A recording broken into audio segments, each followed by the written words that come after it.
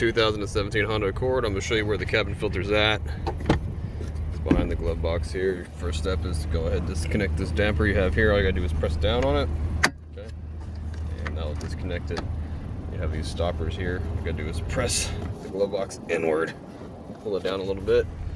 The glove box will come down. A little hard to do with one hand, but you can do it.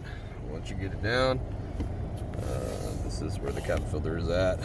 Press this tab in here. Press this tab in here.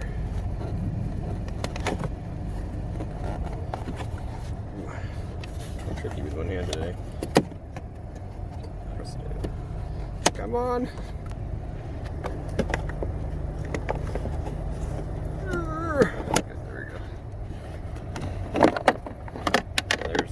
There. We're going to pull this guy out. Slippery filter today. Check this guy out. This guy's got some leaves in it. It's actually not too dirty. If you want to get one, I'll leave a link down in the description box below where you can get one real quick or easy. And when you get your new one, see this guy real quick. Get your new one. And I'm probably going to replace that on the next oil change. Stick the new one in there. And then just slap the door back on. Boom. And then hook the damper back up.